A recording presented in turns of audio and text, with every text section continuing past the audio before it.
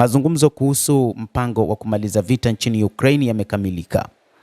Urusi na Ukraine zimekamilisha duru ya pili ya mazungumzo yanayosimamiwa na Marekani huko Abu Dhabi yanayolenga kufikisha mwisho vita kati ya nchi hizo mbili. Duru mpya ya mazungumzo inatarajiwa kufanyika hivi karibuni.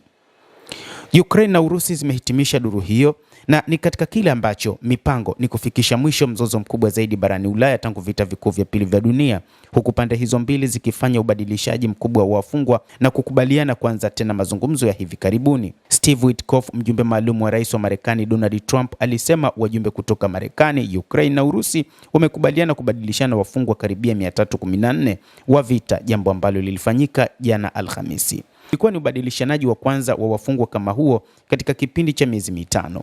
Wizara ya Ulinzi ya Urusi ilithibitisha kurudi kwa wanajeshi wake 157 wa Urusi kutoka utumwani huko Ukraine, pamoja na raia watatu ambao walikuwa wamepelekwa Ukraine wakati wa uvamizi mfupi wa sehemu za eneo la magharibi mwa Urusi la Kursk.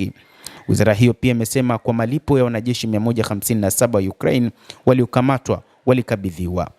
Zelensky anatarajia duru nyingine za mazungumzo. Rais wa Ukraine Volodymyr Zelensky amesema baadhi ya wafungwa wa vita walioachiliwa huru wameshikiliwa kwa karibu miaka 4. Akizungumza katika mkutano na waandishi wa habari mjini Kiev, Zelensky alisema duru inayofuata ya mazungumzo itafanyika hivi karibuni, pengine nchini Marekani.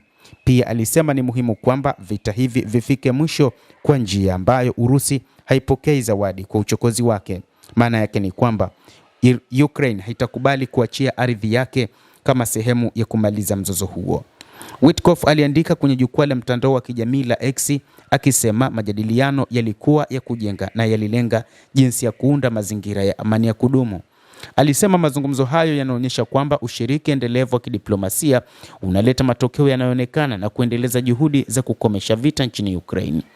Akizungumza katika hotuba yake ya video ya usiku, Zelensky alisema Ukraine ilipendelea muundo wowote wa kidiplomasia ambao unaweza kuleta amani karibu zaidi na kuifanya iwe ya kuaminika na ya kudumu, na ambayo inainyima Urusi hamu ya kuendelea na mapigano. Hapo awali Zelensky alisema akiwa pamoja na waziri mkuu wa Poland Donald Tusk kwamba mazungumzo ya Abu Dhabi yalishughulikia tofauti kuu kati ya pande hizo mbili. Wizara ya mambo ya nje ya Ukraine ilisema katika taarifa, huku ikithibitisha kwamba mazungumzo hayo yamekamilika, kwamba Umoja wa Falme za Kiarabu UAE utaendelea na juhudi zake za kidiplomasia na za kibinadamu ili kuunga mkono mipango inayolenga kufikia suluhu la amani katika mzozo nchini Ukraine. Wakati hayo yakiarifiwa, Marekani na Urusi zimekubaliana jana Alhamisi kuanzisha tena mdahalo wa kijeshi wa ngazi ya juu kwa mara ya kwanza katika zaidi ya miaka 4, katika ishara nyingine ya kuimarika kwa uhusiano kati ya nchi hizo mbili tangu Rais Donald Trump arudi madarakani na kutaka kukomesha vita nchini Ukraine. Makubaliano hayo yalitokana na mvutano kati ya maafisa wakuu wa jeshi la Urusi na Marekani huko Abu Dhabi. Mawasiliano ya kijeshi ya ngazi ya juu yalisitishwa mwishoni mwa mwaka 2021, huku mvutano kati ya Moscow na Washington ukiongezeka kabla ya operation kamili ya kijeshi nchini Ukraine mnamo Februari mwaka 2022. Kisha Trump akafanya kampeni ya muhula wa pili kwa ahadi kwamba angemaliza mapigano haraka. Mapendekezo yake mengi ya amani yameipendelea sana Kremlin, ikiwa ni pamoja na kuitaka Ukraine kuikabidhi Urusi eneo hilo.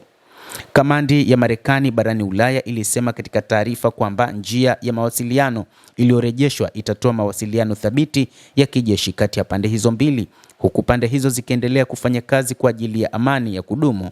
Jenerali wa Marekani Alexander Grinkewich, ambaye kamanda wa vikosi vya Marekani katika jumuiya ya kujihamia NATO barani Ulaya, alikuwa Abu Dhabi, ambapo mazungumzo kati ya maafisa wa Marekani, Urusi na Ukraine kuhusu kukomesha vita yaliingia siku ya pili.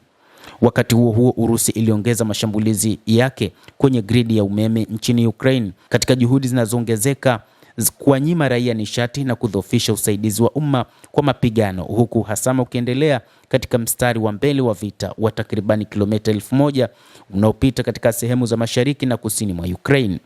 Mtazamaji, endelea kutufuatilia, lakini usisahau kulike, kucomment kadhalika na kusubscribe channel yetu hii.